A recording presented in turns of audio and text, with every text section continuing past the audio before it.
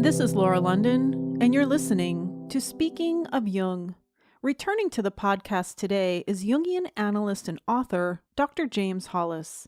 He was born in Springfield, Illinois, graduated from Manchester University in 1962 and Drew University in 1967. He taught humanities for 26 years in various colleges and universities before retraining as a Jungian analyst at the C.G. Jung Institute Zurich from 1977 to 1982. He served as executive director of the C.G. Jung Educational Center of Houston, Texas for many years, was a senior training analyst for the Interregional Society of Jungian Analysts, the first director of training at the Philadelphia Jung Institute, and is vice president emeritus of the Philemon Foundation. He is also a co-founder of the Jungian Studies program at Saybrook University in San Francisco and Houston.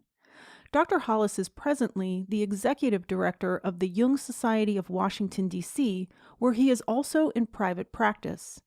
He has written a total of 14 books, and I'm going to name them all. They are Creating a Life, Finding Your Individual Path, Finding Meaning in the Second Half of Life, How to Finally Really Grow Up, Hauntings, Dispelling the Ghosts Who Run Our Lives, Mythologems, Incarnations of the Invisible World, On This Journey We Call Our Life, Living the Questions, Swamplands of the Soul, New Life in Dismal Places, The Archetypal Imagination, The Eden Project, In Search of the Magical Other, The Middle Passage, From Misery to Meaning in Midlife, the audiobook Through the Dark Wood, Finding Meaning in the Second Half of Life, Tracking the Gods, The Place of Myth in Modern Life, Under Saturn's Shadow, The Wounding and Healing of Men, What Matters Most,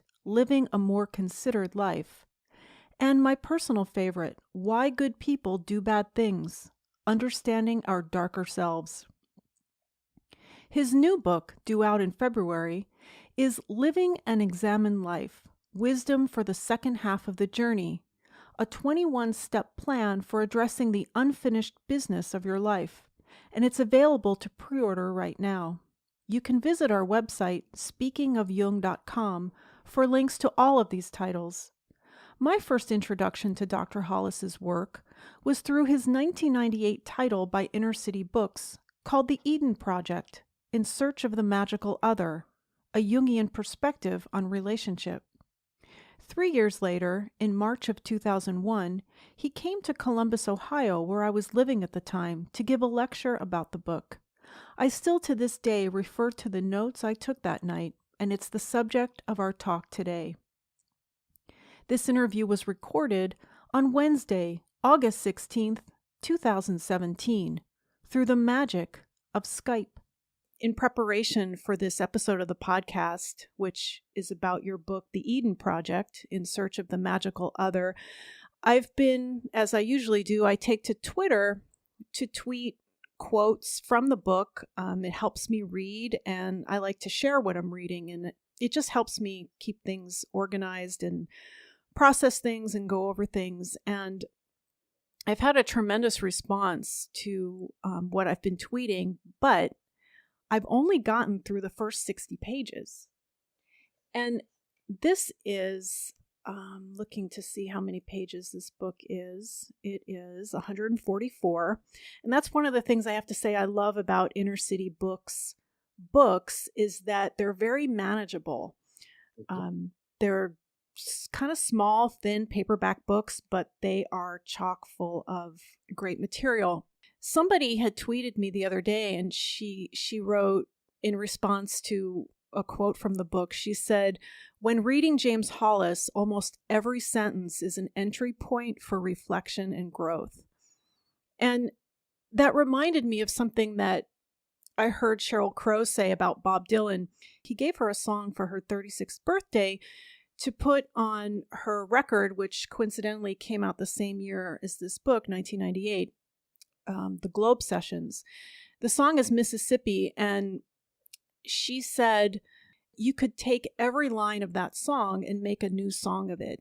And that's kind of how I feel about this book, that every sentence is something that you can just sit with and think about and talk about and write about. So I'm going to let you talk now. Would you tell us a little bit about this book and how you came up with this kind of concept of the magical other and what that means? hmm Well, what I found through the years was that sooner or later, no matter what the topic of conversation was in public lectures or in individual therapy, things wound around to the issue of relationship. So I began to ask myself the question, why is it that relationships are so important? And the answer is at some level because they're important. And then I began to ask myself, is it possible that that very importance is carrying a lot of psychological baggage here? And ironically, that's what led me into the consideration of the topic of the dynamics of intimate relationship. It wasn't years of working with couples or individuals in the difficulties of their relational life.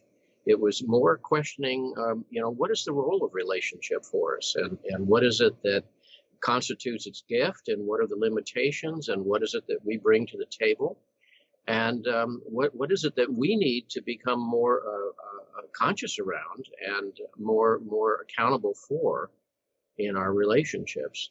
You mentioned it wasn't because you were doing a lot of couples counseling, and just Mhm. in general, in Jungian analysis, that's not typically how that operates, is it? That it isn't typically couples counseling.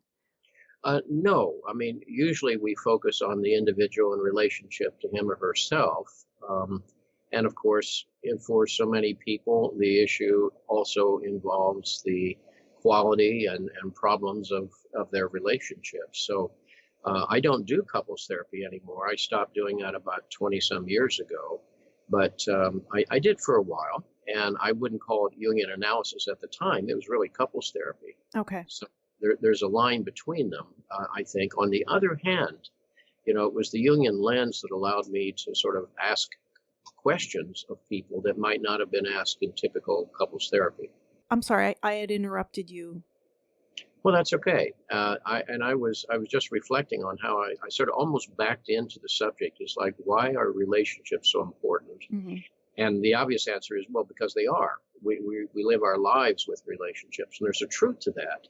But then you have to ask yourself, why is there so much baggage attached to it? What is the extra level of traffic there? And then I began to reflect on, the nature of our journey.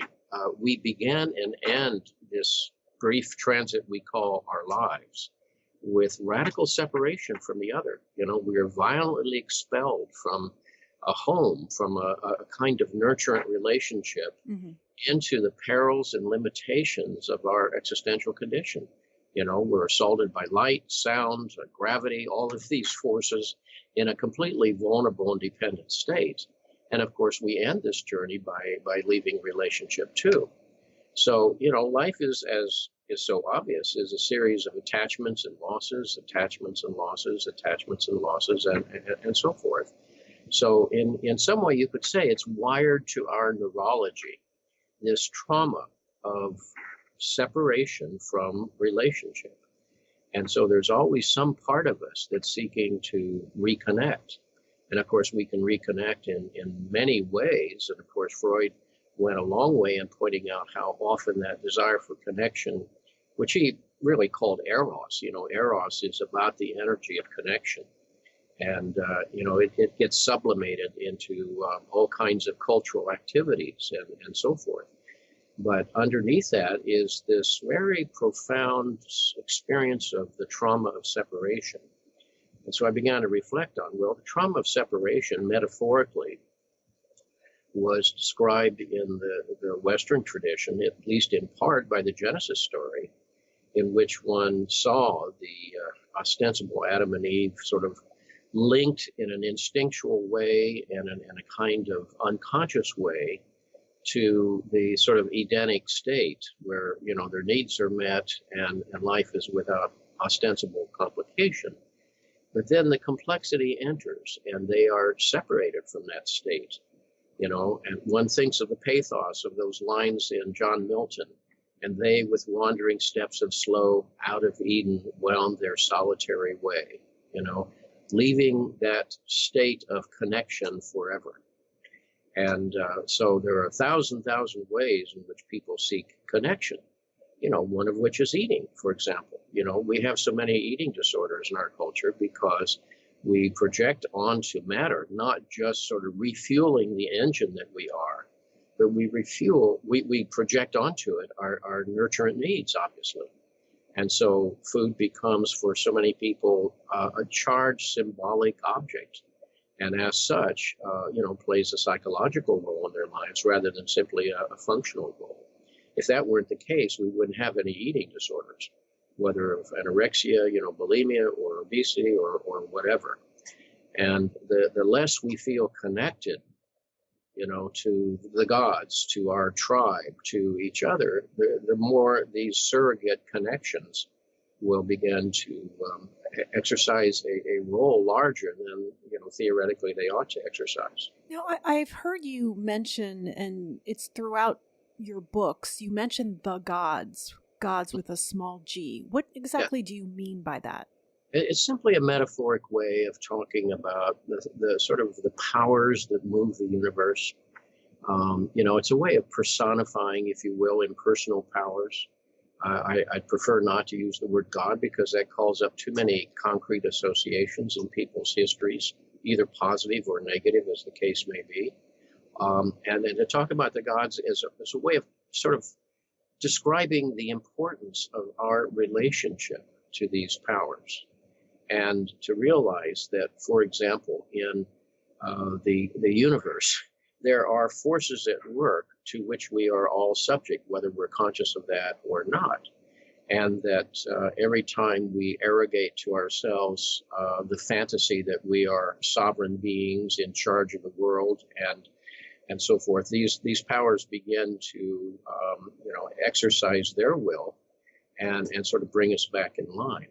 Mm-hmm. I just finished preparing a presentation on the play Antigone, which is almost 2,500 years old. And wow. In there, we see not only a crisis of personal conscience for the named figure, Antigone, but the real tragedy is about Creon, the ruler, who takes a very rigid position in life. And as a result of his arrogance and rigidity, he brings death to her, to his wife Eurydice, and to his son, Haemon.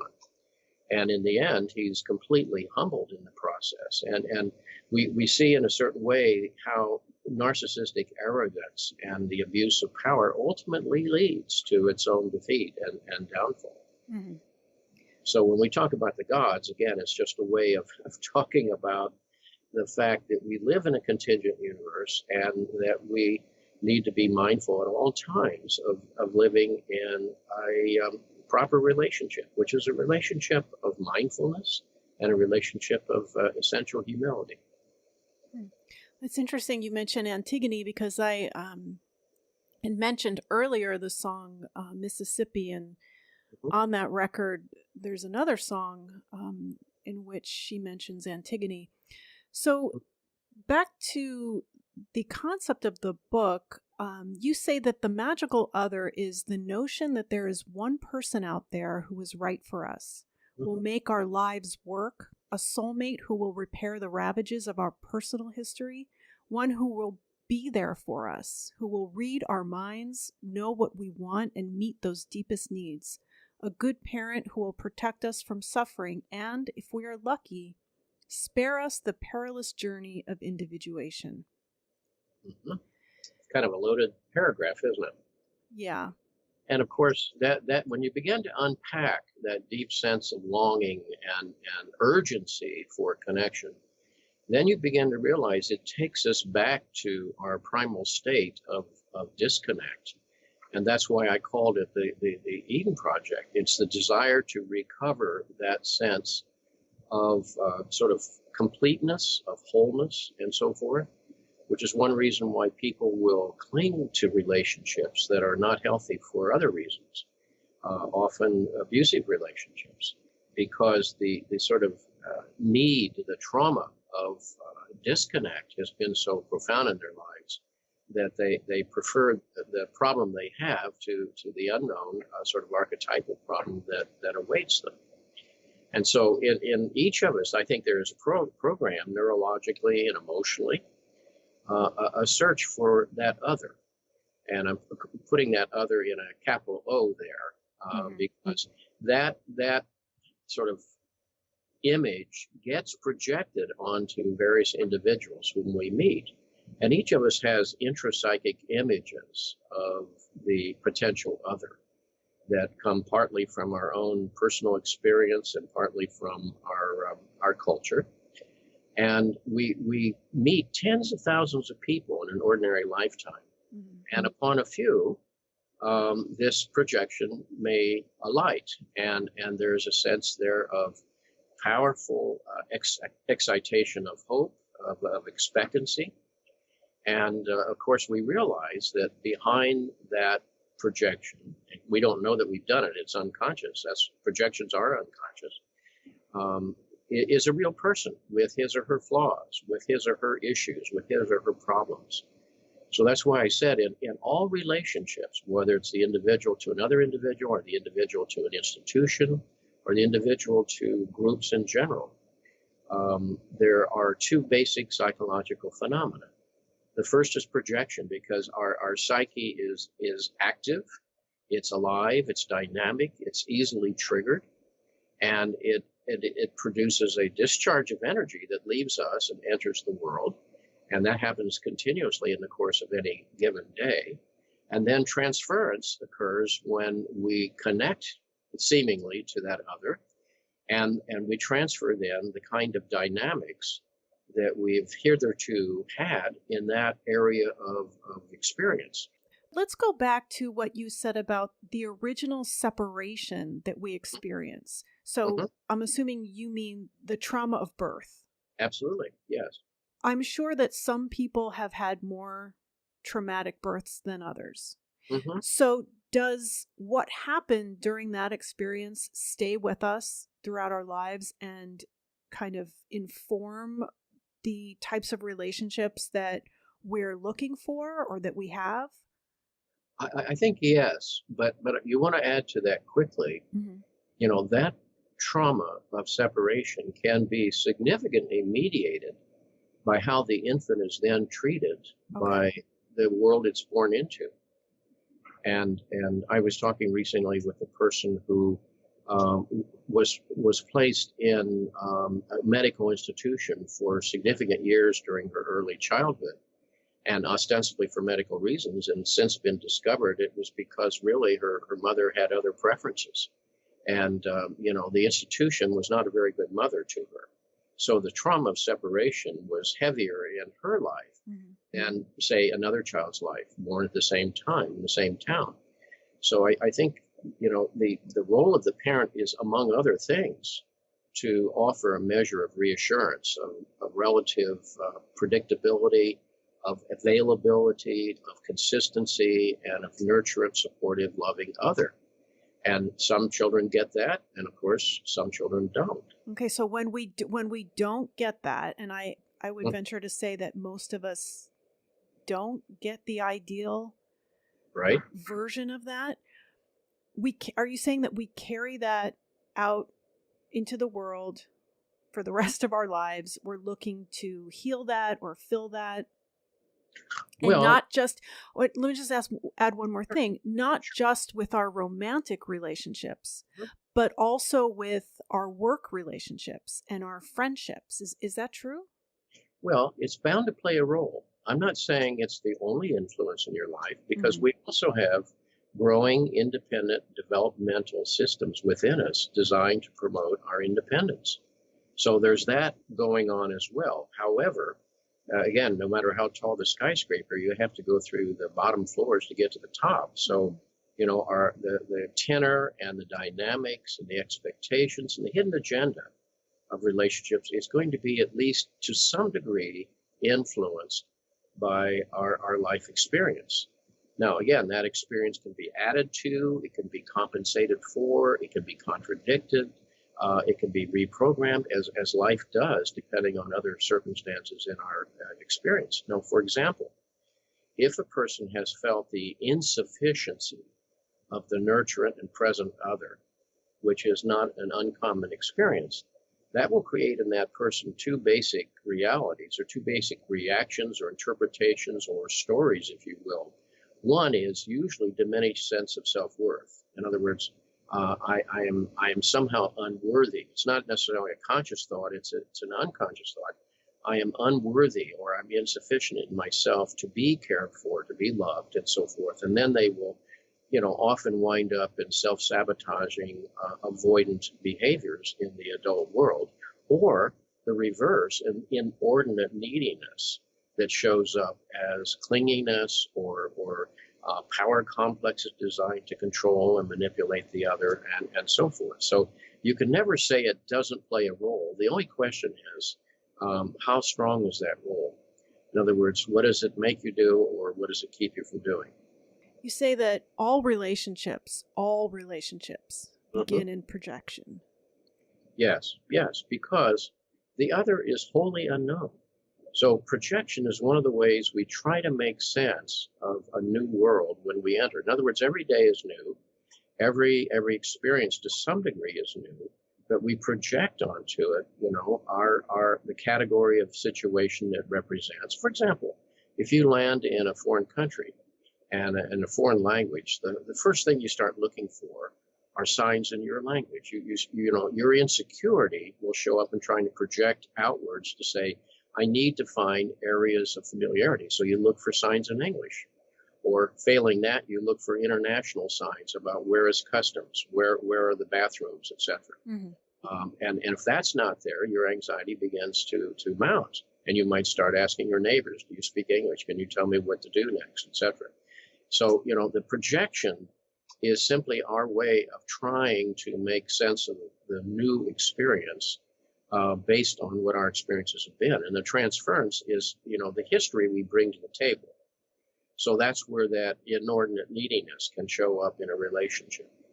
And you're right, it's not just in intimate relationships, it's with relationships at work, and it shows up in relationships into organizations and institutions. In other words, one of the frustrations often of work life is that people are unconsciously looking to be nurtured, in their work environment, when they find maybe the agenda there is something quite different, like making money or something like that, and they feel chronically frustrated and unhappy, and they have no understanding why. And it's because they're asking of the company, or they're asking of their colleagues something that is not really the role for that other to play for them. Then we need to realize that it's up to us. Is that what you mean?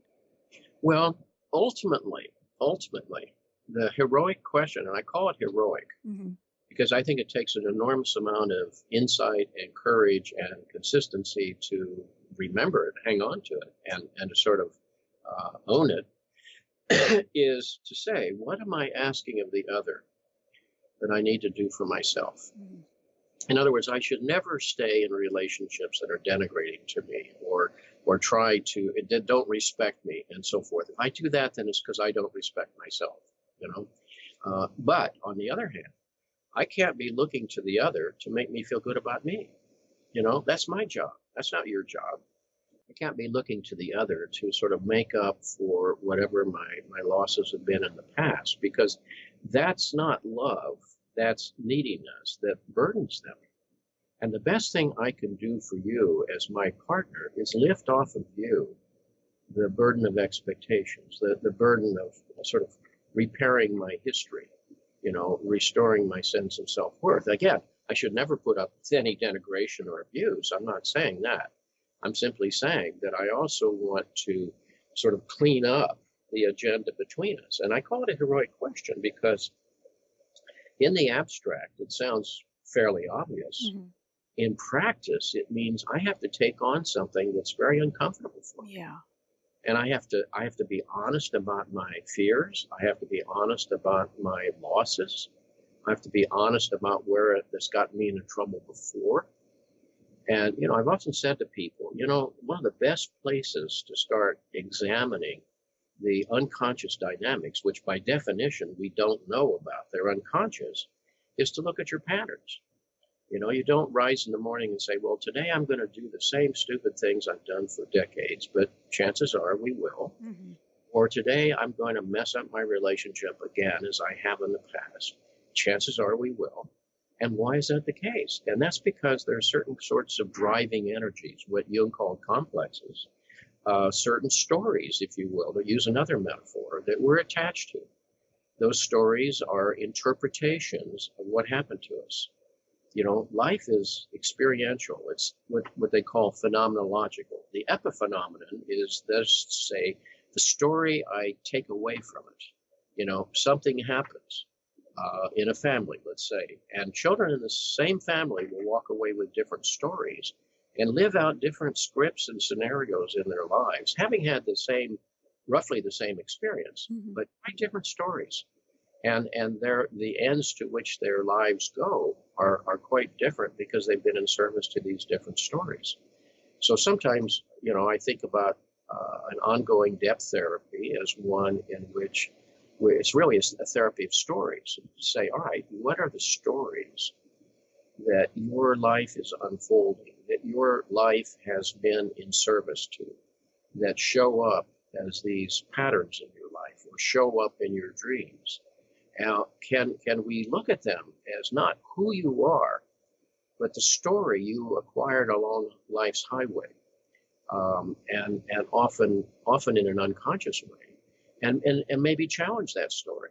Do you mean the story that we are telling ourselves internally of what the truth is about our lives? Is that what you mean?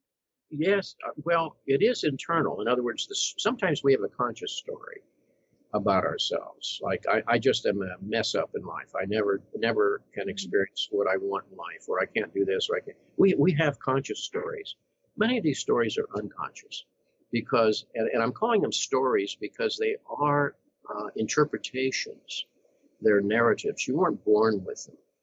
So let's just say that the child X, you see, is brought into an environment where he or she feels very little sense of consistency and support and so forth. So one of the attitudes that they're likely to grow up with is distrust. It was based on the reality of their experience. They couldn't trust the predictability and the constancy of the other. So distrust can show up in an adult's life later as constantly distrusting people. I had two clients whose life story was almost identical. They were both men whose mothers departed with someone else when the boys were age 10. And when I was seeing them, they were both in the process of destroying their marriages out of an inordinate sense of distrust. There was no objective reason to distrust their partner, but the story inside of each of them was, if your mother left you, this person to whom you've given your heart and soul is going to leave you too. Mm-hmm. And as sort of questionable as that story is, it had a tremendous power in their lives to the point that it was governing their behaviors and to some degree creating that story once again. It's the replication of that story that in a sense almost becomes the confirmation. See, I couldn't trust you either. In the end, you weren't there for me. And you see how that person would then go on to the next relationship as a kind of prisoner of that story. And we all have stories like that. And that's what creates, for example, our codependence. Codependence is a common relational strategy. And it's based on the fact that everybody at some level early on in life learned the world's big and you're not. The world's powerful and you're not. Now, figure out how you're going to manage that. And so we all develop, for example, certain patterns of avoidance. We try to stay out of harm's way, stay out of conflict. And that's rational and prudent until the cost of our avoidances in relationships or in the conduct of our lives begin to mount up. Or another sort of equally logical strategy that evolves out of that sense of core powerlessness in the face of a large other is give them what they want. To get along, you go along. Hmm. And that's the birth of what is called codependence, which is a reflexive sort of defense of the arousal, or defense against the arousal of inordinate anxiety created by the potential of losing your favor. You see, if I'm an infant wholly dependent upon you for changing my diaper and feeding me, losing your affection is potentially lethal. It's, at the very least, it's harmful. And so that story can get transferred and reinforced 1,000 times in later in life, and one winds up saying yes to something one really doesn't want to do, or one winds up going along with a bad situation because to step in and say, but this is what is right for me, will arouse the old story, and with it all of that attendant anxiety. And that's often enough to shut the person down in an instant of a second. And then one is again a prisoner of the story. I've often heard you mention or refer to things as anxiety management systems. Sure. And so if we are afraid of losing that connection to the other because we're so dependent on it, how can we manage that? If we determine that a relationship is ultimately not in our best interest, but there's still that fear of letting it go, even though that might be the best thing for us. Sure. How can we cope with that flood of feelings that comes in with that separation from that other? Certainly. Actually, this raises another central principle in the book, The Eden Project. And I'll say that principle and then get back to your question. And that principle simply is, I can have no better relationship with another, be it the intimate other or the institution or work or the culture, whatever, than I have achieved in relationship to myself. Where I'm stuck, my relationship will be stuck. Where I'm grabbed by archaic needs, it will show up in the relationship. Where I'm defended, it will produce estranging behaviors in the relationship, et cetera, et cetera, et cetera. In other words, again, it's a logical conclusion here, and most people get this and they grasp it. Living it, as you pointed out, is a much more difficult task. No relationship is any better than the quality of the relationship I have to myself. So, to get back into your question, first of all, we have to be reminded that probably, again speaking metaphorically, 90% of the energy that's generated by a decision like that is coming from our past. 10% is the reality of heartache, the reality of potential loss in the present, the loss of one's investment, the loss of one's hopes. When a relationship doesn't work, it's properly to be grieved. If there's no grieving, there was nothing there. There was no investment, no expectation of hope. And so real life ought to cost because it does matter to us. But we're talking about that extra quantity of energy that really comes from one's psychological basement. And it goes back to the terror of abandonment. And, we have two basic fears, abandonment and overwhelmment. And both of them sort of whipsaw us back and forth. Now, I've said with regard to addictions are reflexive anxiety management systems. In other words, a person under stress can turn to a cigarette, turn to a drink, turn to any behavior, and not even necessarily consciously realize they've done it. But in doing it, there is a connection. See, there's the key. There's the connection that momentarily lowers the stress. It's as if, as we're sitting talking electronically with each other, the water in the room is rising where we both are. And if by a certain gesture or a certain ritualized behavior, we enacted that, and then the water lowered. And so, we would link the two together. And therefore, when it started to happen again, whether I was consciously aware of it or not, the reflex would take over, and its purpose was to lower the level of the anxiety that one is experiencing. because sometimes anxiety is very conscious and present. Many times it's operating unconsciously.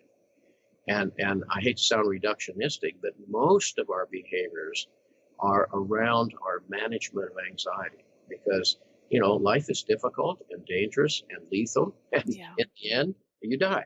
So, you do have to be on your toes a bit.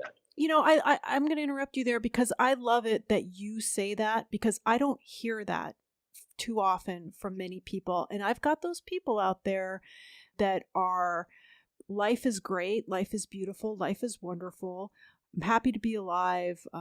It's a beautiful day. And I'm thinking, why didn't I get that? Why don't I get that? Why am I not like that? And then I realize, because I'm maybe seeing the world more realistically. But those people, once, I open my mouth or they get any kind of whiff of me, they run the other way. Yeah, so I appreciate that about you, validating that for me. Thank you, Dr. Hollis. Well, a couple of points, Laura. First of all, I want to normalize anxiety. It comes with the human condition. That's why we call it existential angst. It comes from the condition. We are not only, animals, to the best of our ability, best of our understanding, most of the time don't feel anxiety. They feel fear of predators, fear of fire, etc. But they don't meditate on their own mortality, far as we know. All right? We do. We have the imaginative capacity to leave this present moment and imagine our way into other scenarios. And that's what in some way allows us to cope with life, to work in developmental and creative ways with life. And at the same time, it also can occasion anxiety. So, yeah, there are people who have that kind of worldview. And, from time to time, life is beautiful and life is happy. It's not a steady state. It's not a permanent state. One can only stay in that state by remaining very unconscious, very naive, and very immature. But when we do express any kind of anxiety, we think there's something wrong. We're told to go to the doctor, and they write us a prescription for it. I know, and that's the insanity of the modern, medical world and the pharmaceutical world, by the way, that profits immensely from that, to, pathologize in some way normal human emotions, including grief. I used the word grief a while ago. If you don't grieve after a relationship ends, then there was nothing there in the first place. You should grieve. Grief is not pathological. It's an honest expression of loss and regret. And anything that short circuits the magnitude of that is in some way betraying your humanity. And I've often seen people who blame themselves for being anxious or blame themselves for being depressed rather than understanding, well, so are other people. And we still have to find a way to live our life productively and constructively, in the face of those emotions. So if you talk about, those people whose life view is so bland and they're sort of what a friend of mine called the happy carrots, having no real thoughts at all. They do that by ignoring the fact that all around them are people suffering, all around them are injustices, and all around them are horrors. And it doesn't mean that one has to dwell on it. One simply can't afford to be unconscious. One has to say, that too is part of the world in which I live, and I have to be mindful of that, while I also experience the moments of bliss that come to us in life. So when we do experience anxiety, and as you said, we still need to function in the world. So I don't want to just gloss over that. We need to somehow manage the anxiety. Well, what happens, in therapy, for example, when we deal, let's just say with the issue you were talking about, a person's in a really bad relationship.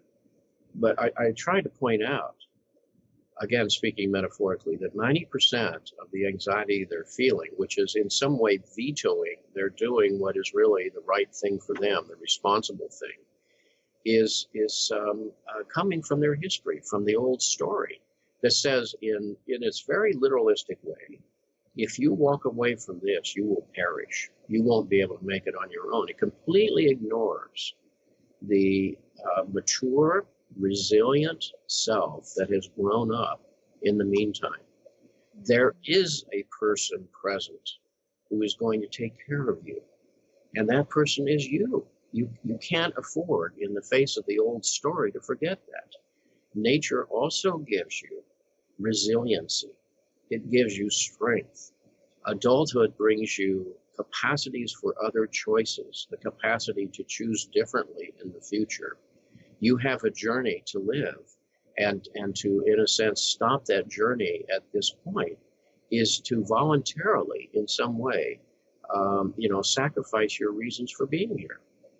And so at the moment, the loss of a relation feels catastrophic, but it's because, again, the excitation of that ancient story. And underneath that, again, is always a human being who has his or her journey to live in this life. And relationships are important. Now, that we need to get into the question of in what way are they important constructively, because I've tried to suggest there is often this sort of regressive agenda in relationships where I'm counting on you to sort of make my life work for me or fix things for me. Now, obviously, we support each other in a healthy relationship. I want to help you live your journey. You want to help me live mine, etc. That's a kind of basic understanding of relationship, I think, although not everyone fits that model. But beyond that, you see, why am I in relationship if not this regressive agenda? And the answer is, ironically, the greatest gift of relationship is the otherness of the other. In other words, because you are different. And because you are different, my engagement with you, my interaction with you, my dance with you enlarges me, because I can be invited. In fact, I'm expected in some way to enlarge, to contain what you bring to this relationship. Now, for example, among other things, my wife is an artist, and as a result, I have learned an awful lot about seeing the world in a different way, of looking at the world in terms of forms, looking at the world in terms of color schemes, and ways of seeing the world that I hadn't acquired on my own. So my life is richer for that reason. That's called dialogue, two words coming together.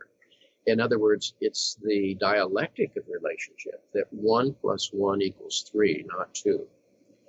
3 being, their mode of enlargement through each other. And of course, there's something very wonderful and pragmatic about the division of labor, the sharing of tasks, sexuality, the sharing of one's hopes and expectations and projects. That's good. Companionship is fine. But in addition, there is really growth. Do I grow through this relationship? And the truth is, for example, at times we outgrow people we've known in the past, outgrow friends. You might see people you went to grade school with, high school, college, and you realize, my life is taking me a wholly different journey. Blessings to them on their journey, but mine's a different one, and we don't really have a real connection anymore. We don't have to, just for nostalgia's sake. What I have is my journey, and new people, new experiences will be met along the way. So, life is a journey. I mean, if it's not a journey, then it's stuckness. And there are plenty of people stuck in it. And they're stuck usually because they're prisoners of some kind of archaic story that is defining them and threatening them with so much punitive anxiety that they just can't break from it. So this book, In Search of the Magical Other, which is the subtitle, you're pointing out that we are looking for this other to complete us when that's not possible. It's not possible for them to give us what it is we're looking for in them, right? That's right. But I've also learned in my study of Jung psychology that we can't individuate alone. We need mirrors. We need other people. That's right. And also we're social beings, right? We need each other. Yeah. So what is it about relationship that you wanted to say through this book about, I guess I'm trying to figure out how to sort of condense it down into what is the message here? Sure. Well, it's a very good question. And let me just say, first of all, the most damaged relationship we will ever experience is the relationship we have with ourselves. Yeah. And it's that we bring to the table. And therefore, our partiality, our stuck places, our complexes, our inordinate expectations all wind up in injurious ways in the traffic between us. So again, I have a strong ethical summons, if I become aware of it, to be accountable for that. Because if I'm not, you are. And that's not love. That's burdening people, you see. Jung said, if from time to time, we need to learn to be by ourselves and to sort of pay attention to the conversation that's going on in there. Because there's a conversation going on inside of us all the time. If you don't think so, what do you think's managing your digestive process at this moment? What do you think is taking care of your emotional life? And what is producing your dreams? There are other clusters or centers of energy inside of each of us. And I'm simply ignorant of that. It keeps spilling into the world unconsciously, piling up as consequences, imposing themselves on you and upon my children. Now, by the way, there's a good example. One of the most messed up relationships is between parent and child, of course, because most parents have strong narcissistic needs. That is to say, they need for emotional reassurance. So they use their children. In other words, I want my child to endorse my religious values, my social, political values, grow up very much like me, hang around, and when I'm old and ailing, come take care of me. Well, much in our culture endorses those points of view. But, it can lead to the murdering of the soul of the child who has a different journey. And freeing our children from us. Jung said the greatest burden the child must bear is the unlived life of the parent. So where I have not shown up to face my own journey will be dumped on my children, either as a limiting example that they serve or are trying to escape, or as some kind of message to them. You're not allowed to live your journey because you have to stay and sort of take care of mine.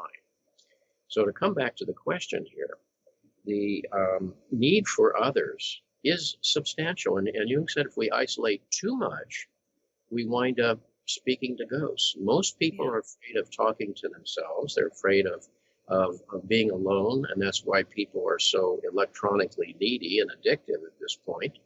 But if we don't do that, we have nothing to bring to the table. But then on the other hand, too much isolation means I can get caught in the loops of my own complexes and my own limitations. So the other provides the service of sort of pulling me out of myself, pulling me out of that self-referential circle. I remember years ago being in a dream group. I was conducting a dream group in another city, and one person was constantly writing a sort of long, thoughtful, even scholarly essay on her dreams, and sort of read that after the dream, and it sort of shut down the conversation. And that went on a couple of times until someone said, but, I didn't see your dream that way. And it was something inside of her just really crumbled. And I think we all realized at that moment what she was doing was ironically trying to consult the unconscious to see what it had to say to her, and yet wanting to stay on top of that conversation and manage it, which she was doing through her essays. And the moment that someone else confronted her was the moment she was beginning to really learn something about herself. So the same is true for relationship. We need others, again, for the dialectic.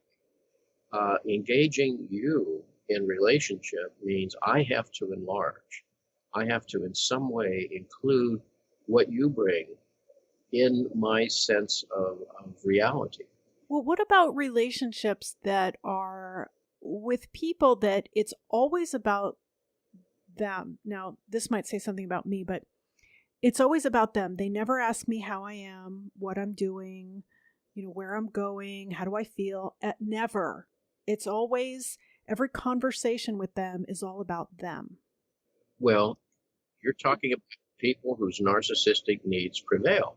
Right, but that also I have some part in that too, right? Of course you do. Of Okay, course you do. so You have, what's my part in that? well, I don't know your history and I don't care to at this moment. But the point is, I'm just looking at it as a pattern. The Hmm. pattern says, all right, somewhere along the line, one story included, this comment. That is to say, your needs don't matter that much. What matters is the needs of the people around you. So, keep your mouth shut and sort of pay attention and fit in. And if you do, things will go better that way. Now, I'm in a sense translating a story that may have occurred when the child is 4 years old, depending on the circumstances. So that's why I say, we began to get some sense of the kinds of stories or complexes our life is in service to by looking at our patterns. Right, and what I remember now what I wanted to say before when you mentioned that something about the most difficult relationship we'll have is the relationship we have with ourselves, and why I went off on this Twitter tirade. Mhm. And something else I wanted to add before about, okay, well, when you were talking, I was thinking, well, this is the purpose of going into analysis, is to look at ourselves, because Mhm. what we're encouraged to do, the message that I got through my decades of life on this planet, is to always blame everybody else for everything. Mhm. And it was a rude awakening when I was told that, it was about me. So that's why I went into analysis at a very young age. Mhm. But what I saw the other day was people were pointing their finger at other people, at Mhm. and nobody seemed to wanted to know what our role was in these Sure. tragedies that were going on. And I said that, stop looking at what everybody else is doing and start looking at what you're doing.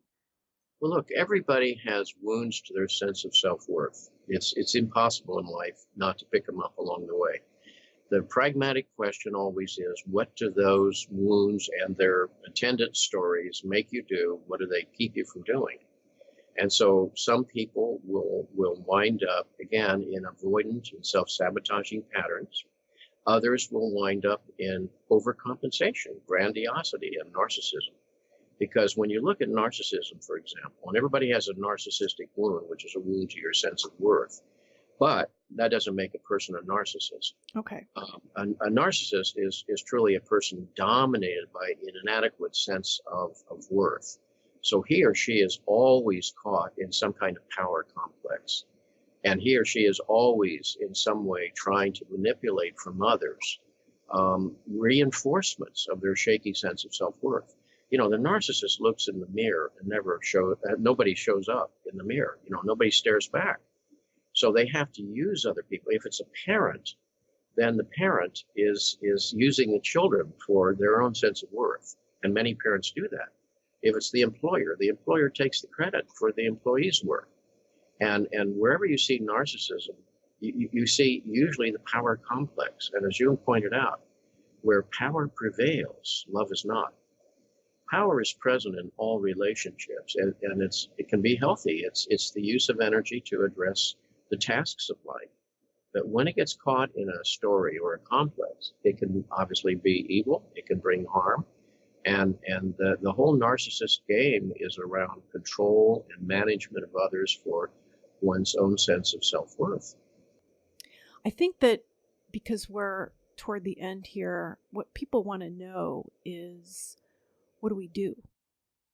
What do we do now? Okay, so the search for the magical other isn't going to give us what we think it's going to give us. This other person cannot possibly fulfill the needs that we have. So what do we do now? The romantic fantasy is the chief drug of choice of popular culture. Mm-hmm. Okay? And it's a drug that we've all ingested and enjoyed and wound up, of course, ultimately having to deal with its disappointment, because reality is reality. So we don't have to become cynical that way, or as a result of that, or bitter or estranged. We simply have to say, if I approach life and relationship with more realistic expectations, and if I've first of all examined myself and said, again, I am responsible for my own well-being. I am here to make my life work, not somebody else's. Then, I can approach others less encumbered and less expectant. Because again, the whole point here is, if you can't tolerate yourself with your shortcomings and failures that we all have, in the end, it's not going to be a very healthy relationship with others. Again, as much as a cliche as it seems, and cliches become cliches because they're repeatedly true, I have to deal with myself first, with my own narcissistic impulses, with my own avoidant impulses, with my own codependent impulses, where my own power complex or controlling complex comes up, or where my neediness imposes itself. Those are in all of us to some degree, and they're human. You don't have to fault yourself for that. Welcome to human nature, but you are accountable for them. And the better job I can do that, the more I free my children, the more I free my partner, the more I feel free my colleagues at work from having to carry the burden of my unfinished business. So withdrawing projections that we put on other people is our responsibility, is our task. Sure. And if we don't withdraw them, reality withdraws them for us, because the otherness of the other always wears through. We begin to see the other, and often people end relationships with a sense of letdown and bitterness, like, you failed me. You're not what I expected from you. Well, guess what? You never were. What I was imposing on you was, that archaic agenda, my own projections, my own transferential histories. That's what I've done to you unwittingly. So if I recognize that and have some accountability for that, then I'm going to be less setting you up for conflict and manipulation, and less setting me up for the inevitable disappointment that occurs when a projection erodes. Because what can emerge from the dissolution of a projection is something eminently worth loving. You see the other person as a flawed human being like you, and you feel that affection for them. They are eminently worthy of your love and investment. The in-love state is that romantic elixir that's going to fix your life. And when it's triggered, it sets off all kinds of endorphins and so forth. And it's a wonderful feeling, and it's transient. And what can survive is something called love, which is eminently worthy of our investment and our commitment. So not just seeing them as a flawed individual, which is part of it, but also in the way that they treat you, that's okay too, that they're not going to treat you perfectly. They're not going to treat you, I'm not going to be treated like a queen. I'm not going to be put first all the time. That's right. This other person has needs as well. Well, of course. I mean, once we pull it out into consciousness, it's pretty obvious, isn't it? I mean, in other words, what I've found with people listening to this kind of conversation about the Eden Project or in talks and so forth is nobody refutes the basic principles, because they frankly are logical once you really made them conscious and looked at them in the light of day. But it still occasions a resistance in us because of the pull of that archaic project, the desire to go home, as it were, the desire to find the perfect parent in the other. No couple at the altar would say, I'm counting on you to be my unfinished mother or my better father. And they wouldn't say that. It's ostensibly a time for leaving mother and father.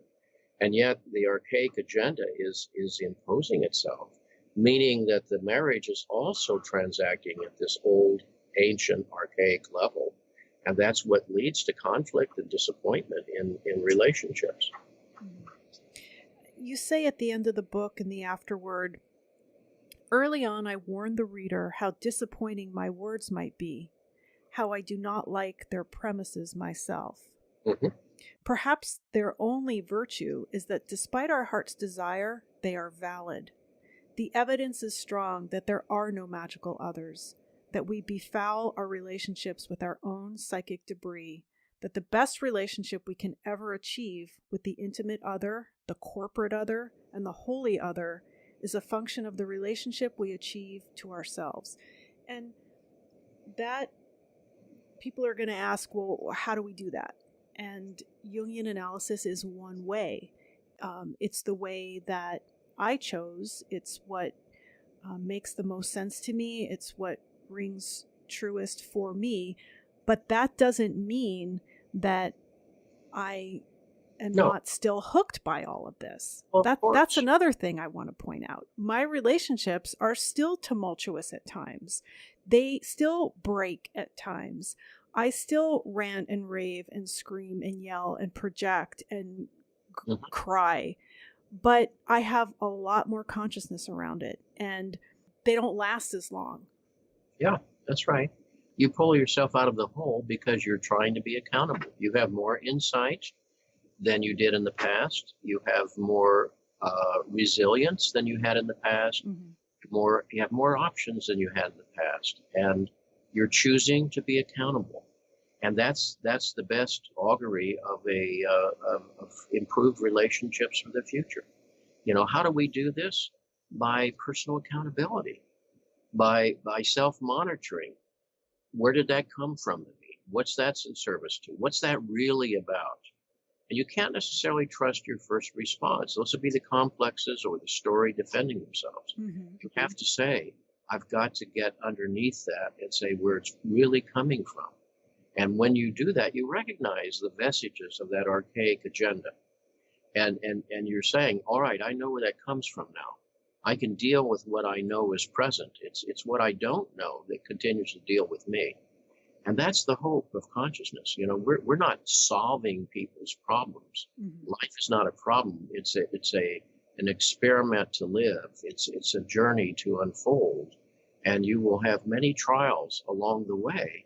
And the best you can do is work on yourself to be ready for them when they come. Thank you, Dr. Hollis. You're welcome. I'd like to again thank Dr. Hollis for his time today, and I look forward to speaking with him again in the future, if he agrees. As I am a big proponent of face-to-face interaction, I'd like to point out the many opportunities there are to see Dr. Hollis in person by attending one of his public talks. The remaining cities he'll be visiting this year are Charlotte, North Carolina, College Park, Maryland, London, England, Washington, D.C., Philadelphia, and Atlanta. Next year, in 2018, he's already scheduled to speak in Sarasota and Fort Lauderdale, Florida, Richmond, Virginia, Dallas, Minneapolis, Montreal, Portland, and St. Louis. You can find out more on his website, jameshollis.net. In addition to his lectures, he'll be doing a 4-session course on the interpretation of dreams at the Jung Society of Washington, D.C.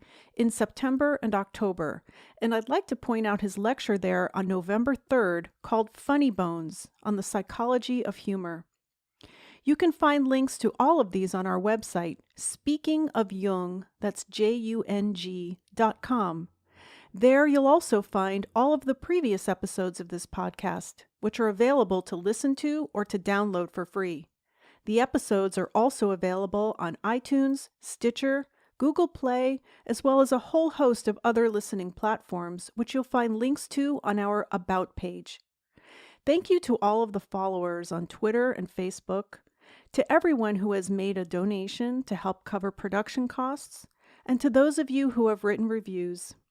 And with special thanks to Daryl Sharp and Liz Jefferson of Inner City Books, Dick Sweeney and Gina Peacock at the Jung Association of Central Ohio, to Diane Braden, and to Michael Deacon, this is Laura London, and you've been listening to Speaking of Jung.